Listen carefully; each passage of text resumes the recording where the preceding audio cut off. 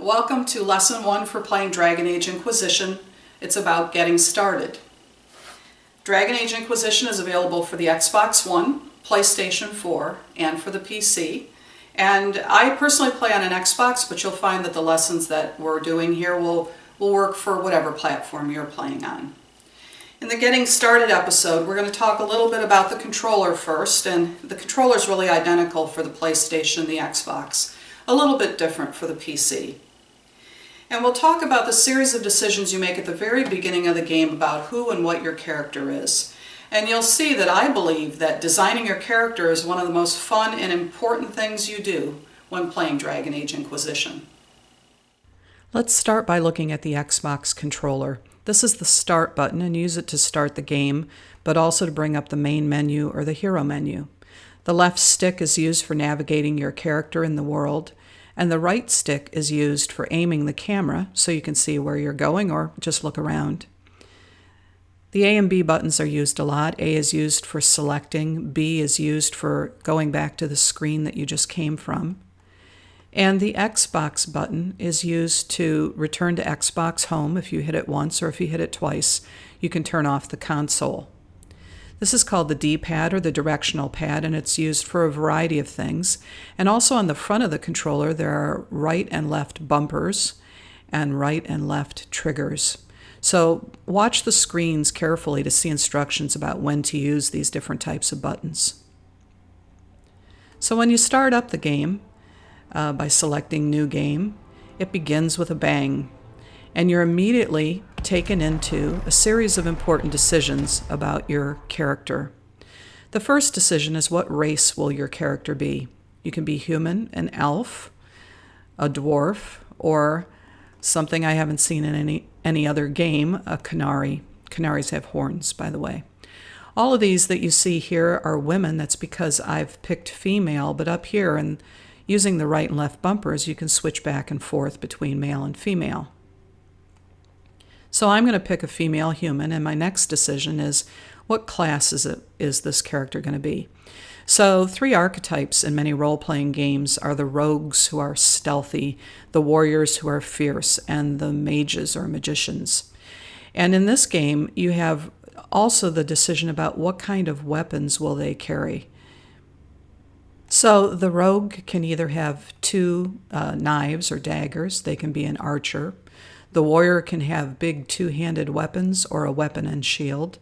And the mage is just a mage, and they always use staffs. So I like mages because they stand back away from the battle, and they tend to live longer. So I'm going to pick mage. And the final decision is the difficulty level, and I recommend that you start out on casual, which is the easiest level possible. Now you customize the appearance of your character, and you're given a selection of options that you can just pick straight out of the box if you want to go with them, or you can pick the one that's closest to what you want to do and hit X to customize it. So I'm going to start with this face here. And my strategy is always, I get a picture of myself when I was younger, and I use it. I look at it like I'm an artist, and I use it to set the many, many settings you can make to customize your character. So this is just the makeup options, which is kind of the last thing you do, and you can pick the exact color of blush and how intense the blush is, and your eye makeup and all sorts of things. Just to show you how accurate these pictures can be, I'll show you the picture that I'm using to create this particular character. So you can see it's actually remarkably close. And if you look at a video of the voice actors, you'll see that many of the characters in the game have actually been modeled after their voice actors. One important tip, take the lip shine down to 0, or you'll not like the effect when you get to the game itself.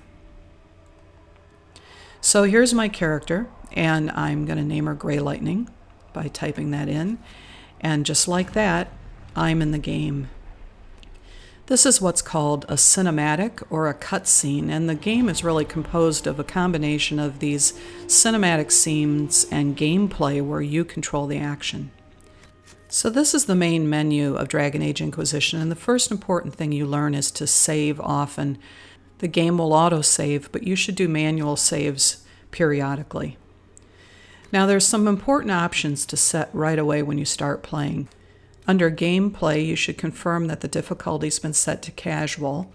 Under Controls, you should look at the camera speed, and I would recommend moving it all the way as slow as possible. Us older people can get dizzy easily if the camera's moving too fast. And then on audio, I've found it helpful to turn down the volume of the sound effects and the music and make sure the dialogue volume is way up, because it's very important that you hear what's being said in the game so that you always know what is going on. You can turn on subtitles as well if you would like to read in addition to hearing. And finally, on the brightness, this is where the gamma setting is, where you can turn that up to make sure it's bright enough to see what's actually going on in the game. So that's it. That should be enough to get you started playing Dragon Age Inquisition.